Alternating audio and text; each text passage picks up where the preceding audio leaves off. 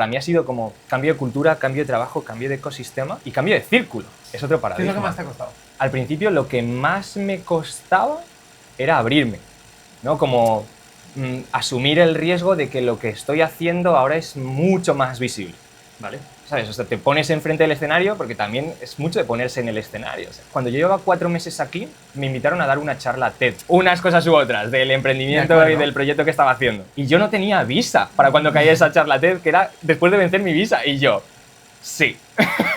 Digo, ya veremos cómo se hace con la visa. Let's go. Por fin lo conseguimos. Vale.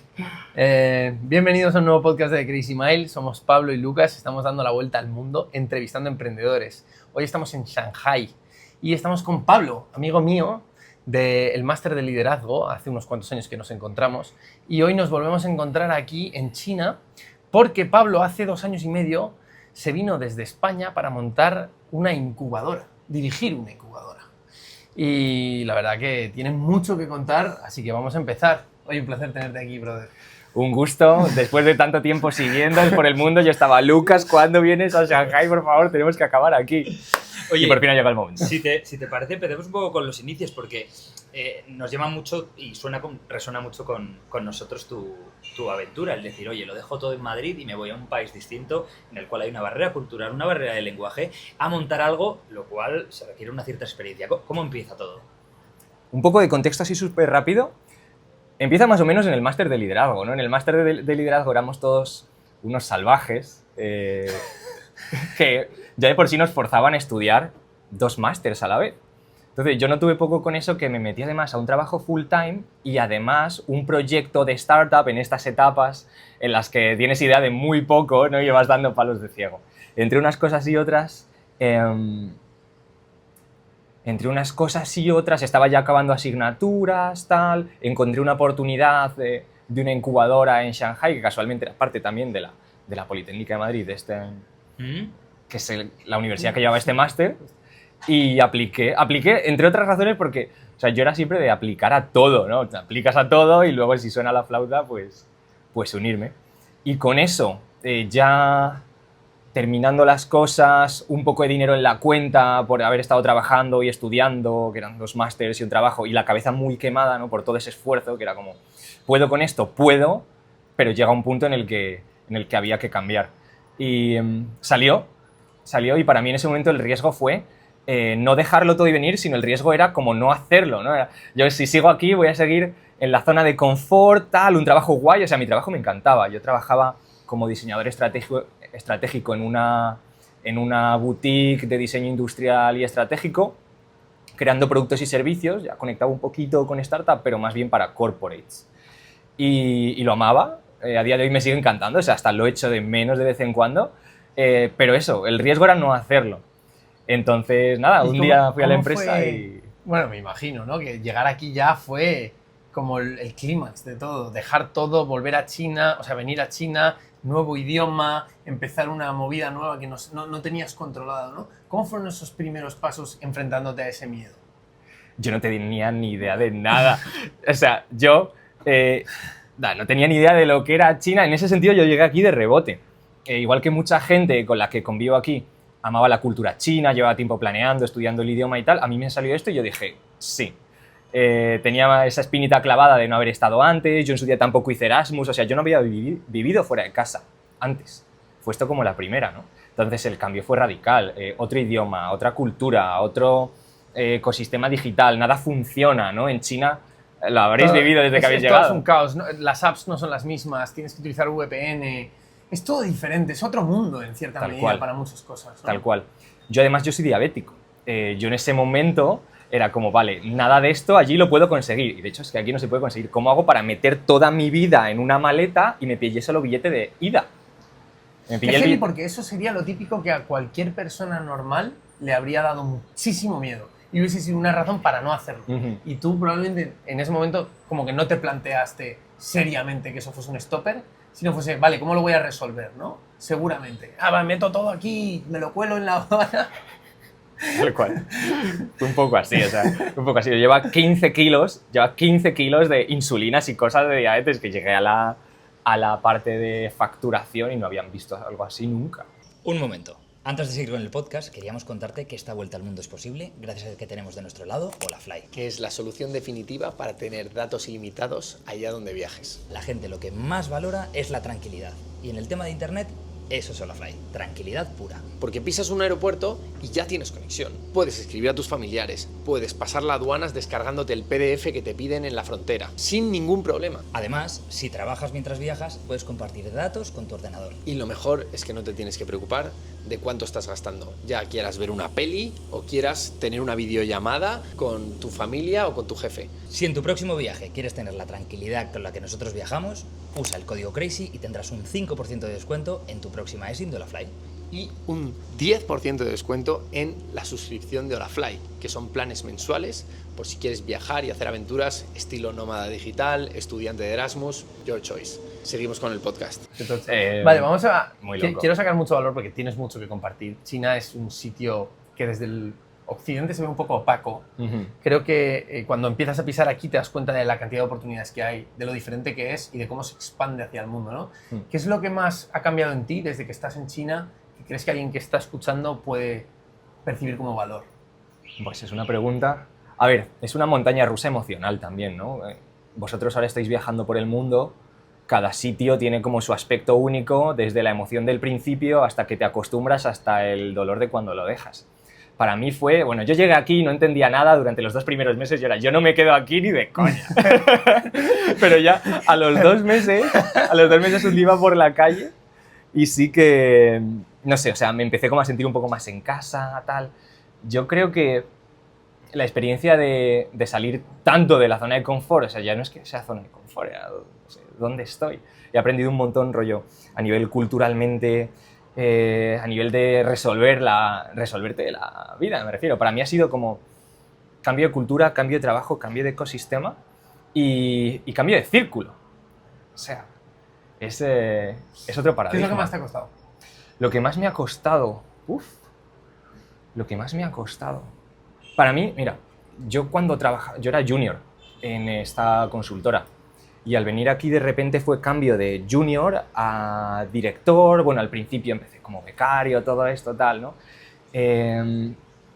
Al principio lo que más me costaba era abrirme, ¿no? Como asumir el riesgo de que lo que estoy haciendo ahora es mucho más visible, ¿vale? ¿Sabes? O sea, te pones enfrente del escenario, porque también es mucho de ponerse en el escenario, o sea... spoiler, o sea... Aquí vino... Esto mismo, ¿no? Esto está en una cámara. Pero una cosa lleva a la otra. O sea, cuando yo llevaba 4 meses aquí, o 3, me invitaron a dar una charla TED. Por unas cosas u otras, del emprendimiento y del proyecto que estaba haciendo. Y yo no tenía visa para cuando caía esa charla TED, que era después de vencer mi visa. Y yo, sí. Digo, ya veremos cómo se hace con la visa, aunque sea lo resolveré de una forma u otra. Y luego todo el viaje interno, de vencer esos miedos, de hablar en público, de tal, de me voy a meter a publicar en un canal de 100 millones de suscriptores, no sé cuántos tienen, pero son como algo así. Y luego al final creo que el reto puede parecer complicado, pero el reto personal de prepararte para el propio reto, ¿no? Sería como ese meta reto o ese viaje, es realmente el reto. O sea, en el momento que yo subí al escenario, y digo lo del escenario como ahora la incubadora, que ya, pues, o sea, estamos... Llamemos el escenario como el escenario. El escenario. Metafórico, en cierta medida, ¿no? En el momento en el que ya llegas al escenario, si te lo has preparado bien, ya es como showtime, esto es easy, en el momento de salir ya, bueno, pues otra cosa, ¿no? Sí, es un poco como perdón que te interrumpa, es un poco como este podcast. O sea, realmente tú te plantas aquí, lo hemos improvisado en 2 segundos, estamos en tu terraza y es como, bueno, te vamos a entrevistar. Yo tampoco sabía muy bien qué te vamos a contar, pero sé que vas a coger, vas a entrar, vas a soltar lo que tienes que hacer, porque al final es tu vida, te lo sabes y estás preparado para contarlo, ¿no? Si tienes esa predisposición, las oportunidades vienen y te das el lujo de poder estar en stage. Yo creo que es un poco así. Una cosa que me encantaría que desarrollases un poco, porque lo has hecho ya 2 veces en lo que llevamos de podcast, es que tú te lanzas y pruebas o pides todo lo que se pueda, aplicas a todo lo que hay y luego ya ves las oportunidades que se abren. ¿Crees que ese mindset ha moldeado tu vida y te ha llevado a donde estás? ¿Qué crees que es importante de ahí? Porque eso no lo suele decir todo el mundo y es súper poderoso desde fuera. Totalmente. Creo que es un arma de doble filo, porque al principio, si haces eso, puede ser bueno por ambición o igual por falta de foco, ¿no? Pero lo que te hace es que te abre muchísimo el horizonte de posibilidades. Es lo que hizo que acabase en el máster de liderazgo, donde conocí a Lucas, que lo vi y dije, esto está guapísimo, aquí tengo que aplicar, tengo que venir a China. Teníamos una parte en China, una parte en Boston, la de China no la pudimos hacer, se quedó esa espinita que la estamos sacando ahora. Literal. Y ha moldeado mi vida en tanto que ha hecho que acabe aquí. Si no hubiese acabado en el máster contigo, yo no estaría aquí porque no habría encontrado esta oportunidad. De hecho, mi primer trabajo en esta consultora que mencionaba me lo recomendó un compañero del máster. Este lo conocí porque llegamos a conocer a gente influyente de la UPM que nos hablaron de esto. No estaría aquí. Es bonito pensarlo mirando para atrás. Qué bueno, tío.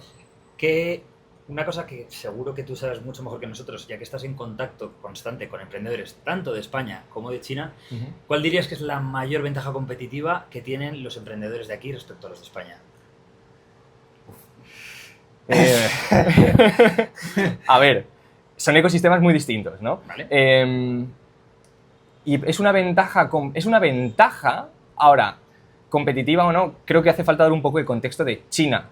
No sé, bueno, creo que habéis entrevistado a otros emprendedores de aquí de China y tal, pero digamos que lo que tiene China es una velocidad absurdamente rápida, tanto de desarrollo, y una competitividad extrema. Y más sobre todo si hablamos a nivel software, y bueno, ya hardware y manufactura también, ¿no? Pero bueno, eso sería como país exportador, entonces no es como China for China, es más bien China for the world.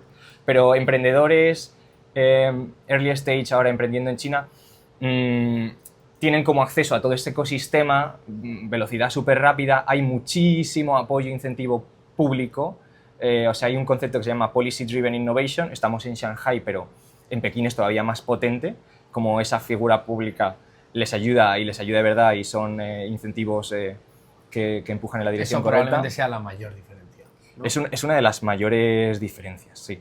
Pero por otro lado es muy complicado. O sea, lo que ha pasado con el ecosistema de startup e inversión china en los años anteriores ha sido como inversiones muy arriesgadas. El VC está muy participado por el gobierno, lo cual limita la flexibilidad de las inversiones, también limita la geografía de estas inversiones. Entonces, ahora mismo, China es un mercado de winner takes it all, también permite mucha experimentación a las empresas, hay un desarrollo muy rápido, las tendencias son gigantes.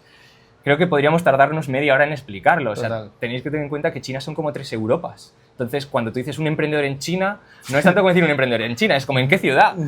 Porque ya Shanghai, donde estamos aquí, esto tiene como 30 millones de personas. España, que tiene 47, sí, 50. Pero eso es bueno que lo entienda el espectador. Las dimensiones. Que cuando tú piensas como en China lo piensas como unidad, pero el país es tan grande que aunque esté todo unificado, es muy distinto un emprendedor de Pekín o un emprendedor de aquí, o si vas tú mismamente a invertir en Hong Kong que en Shanghái, que no tienen nada que ver. Y sin tener en cuenta a la gente que no vive en China, que son chinos y que están fuera, ¿sabes? También montando en otros sitios, que también son parte del ecosistema chino. Totalmente. Me voy a desviar un poco. Pregunta curiosa, porque no tengo todos los días la oportunidad de entrevistar a gente y no tengo todos los días la oportunidad de entrevistar a gente que ha estado en el máster de liderazgo conmigo.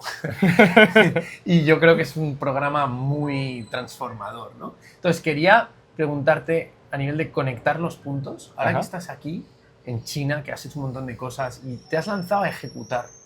Y el máster, digamos, como que era un poco más teoría, pero sí que te abría mucho el mindset. ¿Qué dirías que es lo que te ha marcado más del máster de liderazgo, así como takeaway? Yo creo que fue el abrirse a la incertidumbre. Cuando estábamos en el máster, teníamos que llevar otros estudios en paralelo. Yo en su día acababa de terminar ingeniería en diseño industrial y quería meterme en más ambición y más desafío todavía. Me metí al máster de industriales y fue como tan iluminador de entender, o sea, los perfiles de expertos que hablaban con nosotros, su carrera, los pasos que habían dado. A mí eso, de hecho, en la charla TED esta que di, hablé un poco bastante de eso y lo defino como el máster que me cambió la vida y lo sigo diciendo. Yo allí dejé el otro máster, dejé el máster de industriales, yo decía como no, yo quiero ser ingeniero de verdad. Y luego en verdad me encantaba el diseño, la creatividad, la innovación, etc. Lo dejé y yo estaba temblando en el sofá cuando hice eso. Porque yo había sido siempre tan obsesionado con buenas notas, con sacar las cosas año por curso, con estar súper centrado, y ahí fue como, tío, nadie me va a esperar, ¿sabes? Nadie me va a esperar a la que acabe esto, tenga un 10 o tenga un 9. Nadie lo va a hacer. Entonces dejé esto, me quedé en la incertidumbre de me van a echar de aquí, no sé cómo puedo seguir, encontré las soluciones y en cuanto pude me salió esta oportunidad, me vine para acá. ¿Qué es lo que crees que te ha hecho diferenciarte del resto para que tengas esta posición, para que tú hayas llegado hasta aquí?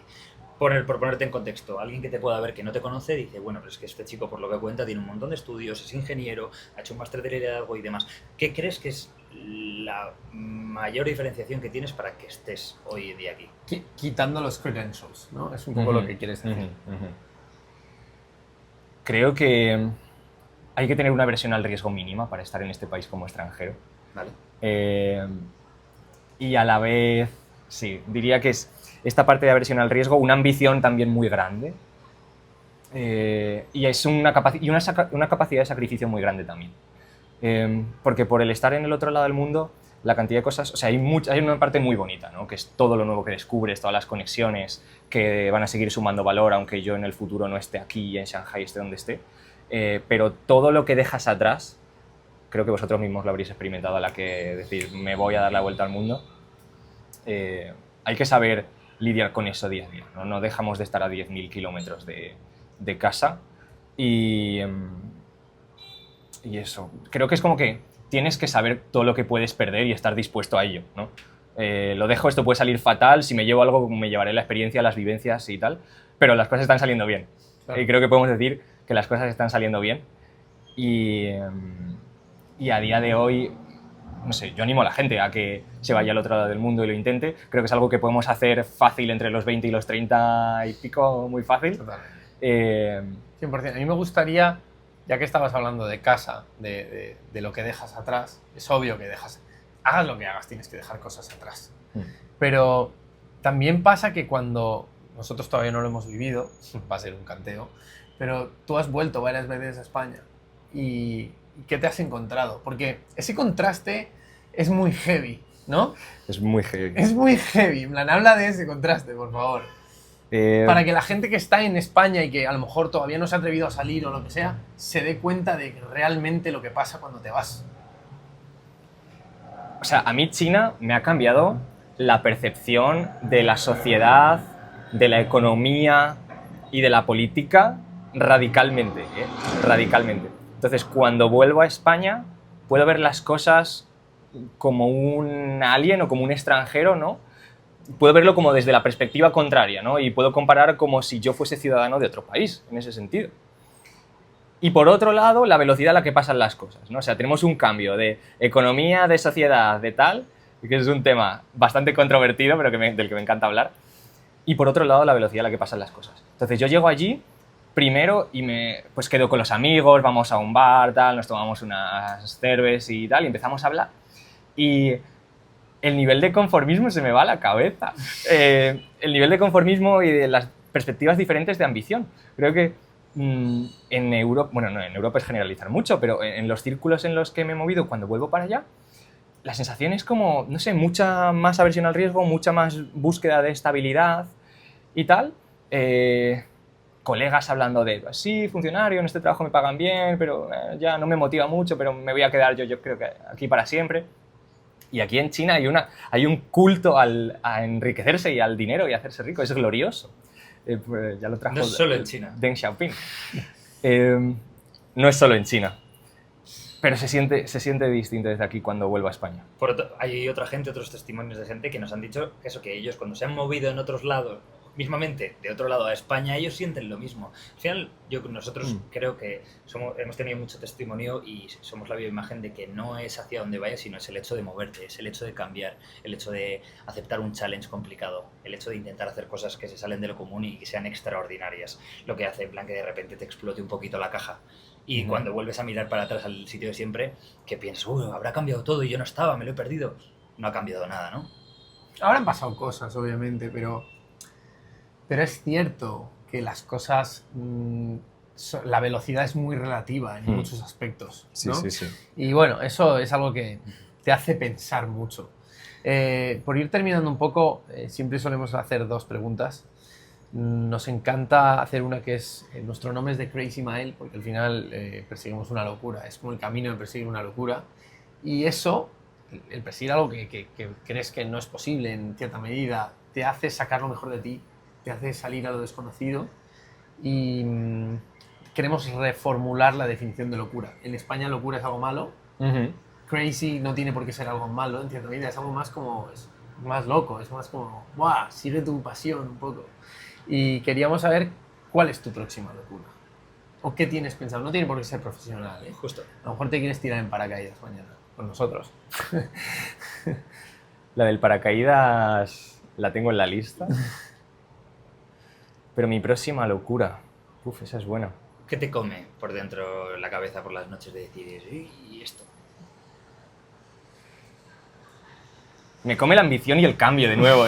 O sea, sí, o sea, sinceramente, está en un momento en el que creo que hemos logrado muchísimo aquí construyendo la incubadora y es cómo llevamos esto al siguiente nivel. ¿Cómo llevamos esto al siguiente nivel? O sea, yo no puedo estar a gusto, ¿sabes? En el momento en el que estoy muy a gusto y muy tranquilo me vuelvo loco. Me vuelvo loco en el mal sentido. Entonces necesito esa locura en el buen sentido. Amén. Qué bueno, sí. Entonces, ¿será profesional? Tipo, evolucionar el proyecto, crecerlo, transicionar más hacia VC o etapas más avanzadas como aceleración. ¿Será geografía en otra parte? No lo sé, pero ya me están picando estas cosas. Qué bueno. Oye, y por acabar, Sí. hay gente, hay una persona que te está escuchando que probablemente esté peleando por un sueño o incluso esté planteándose si perseguirlo o no. A lo mejor es Edu, del máster de liderazgo. Entonces, No, perdón, ese paréntesis. a esa Me persona- apetecía porque los ve a veces y me apetecía mandarle un saludo. a esa persona que nos está escuchando, a esa persona que está inspirándose ahora mismo por tu mensaje y por tu historia, ¿qué le puedes decir? ¿Cuál es tu mensaje al mundo? Y díselo directamente a la cámara. Lo que a mí me trajo aquí fue la mezcla de saber convivir o de hecho buscar una incertidumbre y buscar un propósito. El tema del propósito es algo, me parece algo duro, es algo precioso pero es algo muy duro. Entonces, darse la posibilidad ellos mismos de equivocarse, de dar ese salto, de jugar con la incertidumbre, al principio jugar un poquito y luego más y más, yo les diría eso, que pongan un poquito de locura, que den esos saltos, ese riesgo, ¿no? que jueguen con ello y puede que esté al otro lado del mundo, puede que esté en otro país, puede que esté en otro trabajo, puede que esté, no sé, en una persona, ¿no? En romper esos miedos. No lo sé. Creo que tanto para esa persona como para nuestro entorno, al final tenemos que aprender a quitar este miedo a equivocarnos Qué bueno. y jugar un poco 100%, hacer caso a Pablo. Nos vemos en el próximo capítulo de Crazy Mile. Gracias por todo, Pablo. más. Gracias, chicos.